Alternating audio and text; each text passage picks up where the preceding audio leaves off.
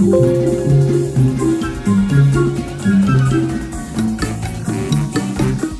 वक्त का किस्सा है कि राधिका नाम की एक लड़की थी। राधिका का ग्रेजुएशन कंप्लीट होने के बाद उसके पापा ने उसकी पढ़ाई बंद करवा दी। राधिका की माँ ने उसके पापा से कहा, अरे सुनिए जी, राधिका की पढ़ाई बंद करवाना अभी ठीक नहीं। जब तक उसकी नौकरी कहीं नहीं लग जाती, हमें उसे पढ़ाते रहना चाहिए।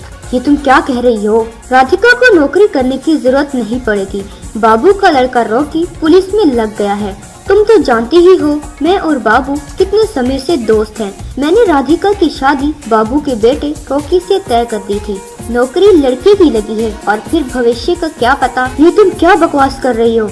लड़के की सरकारी नौकरी है और राधिका की अगर उससे शादी हो जाएगी तो उसे नौकरी की क्या जरूरत? मेरे होते हुए तुम्हें कभी नौकरी की जरूरत पड़ी? बताओ मुझे। महेश ने राधिका की माँ को चुप करवा दिया और कुछ समय के बाद शादी की बात पक्की करने बाबू के घर पहुंचा। देखो, एक दूसरे के परिवार को तो हम जानते ही हैं, सीधी शादी की डेट फिक्स कर लेते हैं। ऐसे कैसे डेट फिक्स हो जाएगी? पहले लेन देन की बात तो हो जाए। आज से पहले तो तुमने कोई लेन देन की बात नहीं की और फिर हम अपनी बेटी को शादी पर सारा सामान तो दे ही रहे हैं ना। हमारा लड़का सरकारी नौकरी करता है तो लेन देन की बात तो होगी ना। हमें सामान के साथ एक कार और 10 लाख रुपए नकद चाहिए। महेश ने किसी तरह कार का इंतजाम तो कर दिया, लेकिन वो नकद कैश सिर्फ 7 लाख रुपए ही दे पाया। जैसे तैसे शादी हो गई, लेकिन शादी के दौरान बाबू का परिवार मुंह फुलाए रहा। शादी के बाद भी राधिका को आए दिन ससुराल में ताने सुनने पड़ते। उसका पति रॉकी उसे पैसों के लिए परेशान करता रहता। तुम्हारे पापा ने शादी पर सिर्फ 7 लाख रुपए दिए थे। तुम्हारे पापा की आधी सैलरी हर महीने मुझे चाहिए। क्या तुम्हारा दिमाग ठीक नहीं? मेरी एक छोटी बहन है, मेरे घर पर भी खर्चे हैं। क्या लोगों को पैसे की जरूरत नहीं है? ये सब कुछ मैं नहीं जानता। पैसे लेकर आओ अपने घर से, वरना मैं तुम्हें तलाक दे दूंगा। राधिका की शादी ना टूटे इसीलिए उसके पापा ने अपनी सैलरी का कुछ हिस्सा राधिका के पति को देना शुरू कर दिया। लेकिन एक दिन राधिका के पापा का एक्सीडेंट हो गया।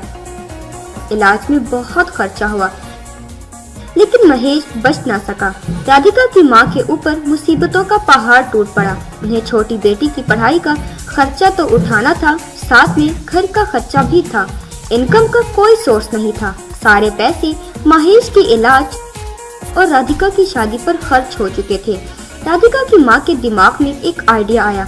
उनका घर बिल्कुल रोड पर ही था और हर साल रामपुर में बहुत से लोग घूमने आते थे।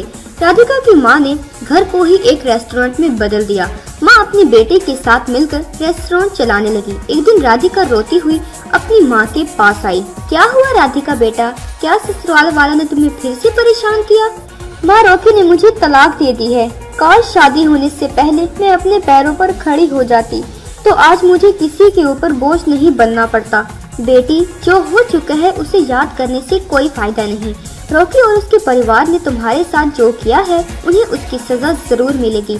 तुम हमारे साथ रेस्टोरेंट में हाथ बटाओ। राधिका भी अपनी माँ के रेस्टोरेंट में काम करने लगी। रेस्टोरेंट में बहुत कम लोग आ रहे थे। एक दिन राधिका ने अपनी और अपने परिवार की आपबीती पर एक आर्टिकल लिखकर एक न्यूज़पेपर की ईमेल आईडी पर सेंड कर दिया।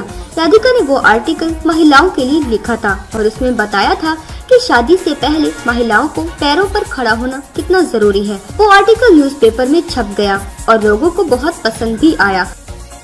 इसके बाद लोग राधिका की माँ के रेस्टोरेंट पर उमड़ पड़े।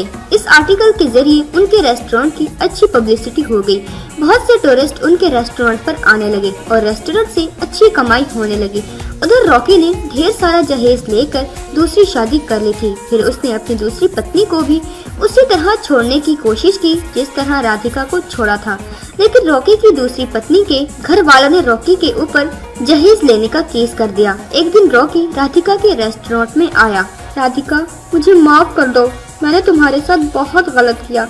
मेरी दूसरी पत्नी ने मुझ पर जहेज लेने के जुर्म में केस कर दिया। उसने मेरे परिवार पर बहुत झूठे इल्जाम भी लगाए हैं। तुम मेरी तरफ से गवाही दे दो तो शायद मैं ये केस जीत जाऊं। मैं तुमसे वादा करता हूँ कि अगर मैं ये केस जीत गया तो मैं तुम्हें वापस अपने घर बुला लूंगा और कभी नहीं छोड़ूंगा। अब मैं तुम्हारे ऊपर बोझ नहीं हूँ, मैं अपने पैरों पर खड़ी हो चुकी हूँ।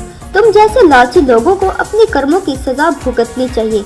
मैं गवाही बिल्कुल नहीं दूंगी।